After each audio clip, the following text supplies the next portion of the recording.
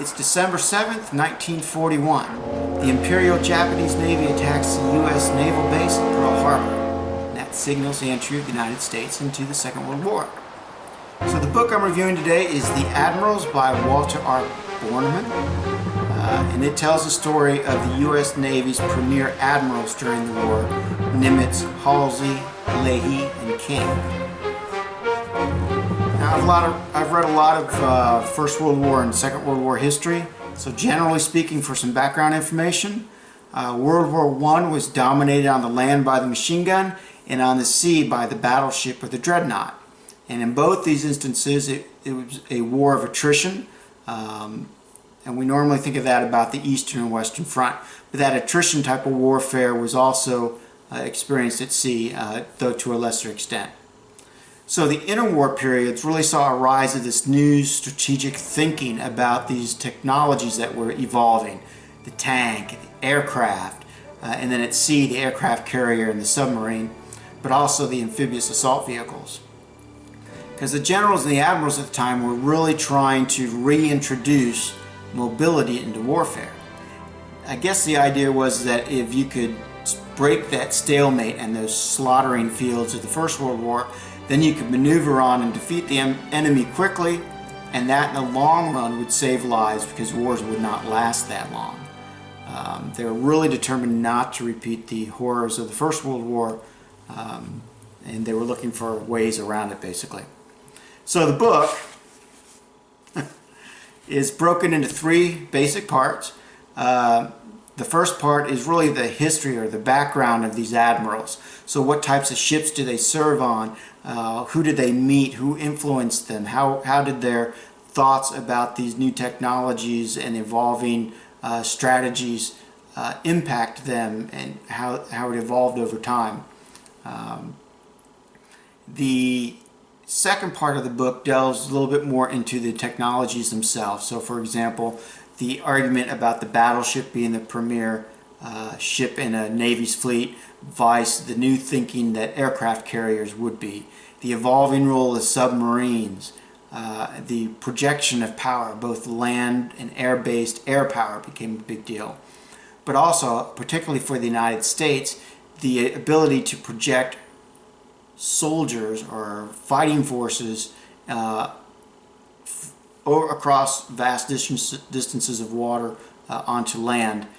Really, the United States developed the amphibious assault vehicle, and a lot of that strategic thinking on how it would apply and how you design the ships was pretty much driven by America, which is different than those other elements because everybody was thinking about aircraft and tanks and things like that.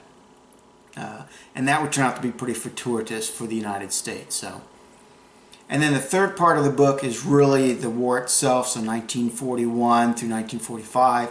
And as you would expect, it talks about the grand strategy in the Pacific, important battles, etc. But what I really liked about this particular book is it put all of that into the context of these four admirals, their relationships with one another, and their relationships with other power brokers in the world, like MacArthur or the President Roosevelt. I liked this book. The book took a history that I'm pretty familiar with. This happened, that happened, that happened, and put it into this human context for these very important leaders.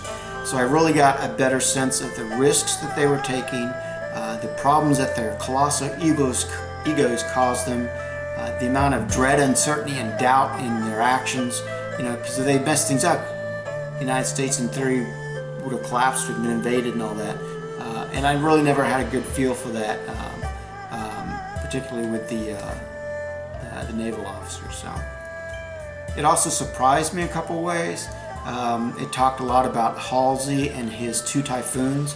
Apparently the main U.S. battle fleet in the Pacific, commanded by Halsey, was hit by two different typhoons, and it damaged a lot of ships, injured and killed a lot of people, and it almost resulted in him being fired, and it definitely tarnished his reputation. And apparently somewhere there's an argument that goes back and forth between people who really like Second World War history about whose fault those typhoons were, and people debate Halsey's tarnished reputation because of those typhoons. I knew nothing about that. The other thing was, I know that FDR was ill towards the end of his term because, as you know, he died in office. But what I really wasn't aware of is that created a gap period in his administration. Truman had come in, but Truman was really on the outs with FDR. FDR didn't even really talk to Truman. So Truman really wasn't in a position when FDR got sick to fill this gap of leadership because he didn't know what was going on.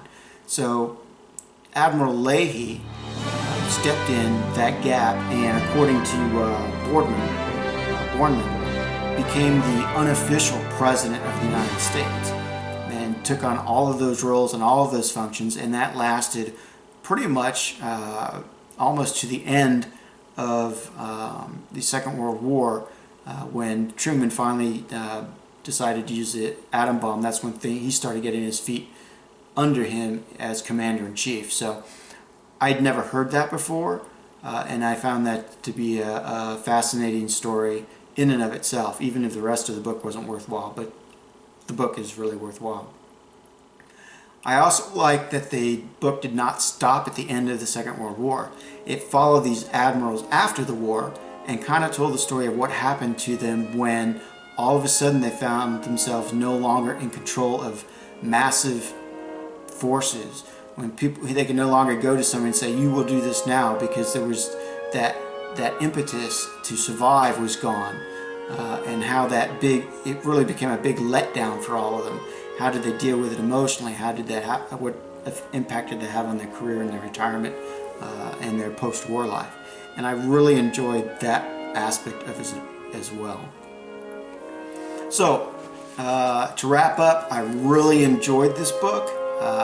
I found the writing to be crisp and clean. It was very well organized, and flipping through the back, it looks like it was well researched. I enjoyed the way that Boardman gave us a glimpse into these admirals' thoughts and their personalities, and I really recommend it for anyone who would like that more humanistic look at leadership in the Pacific War, and also leadership in the U.S. government. It's just a great book. So, The Admirals, Walter R. Boardman, great book. I recommend it.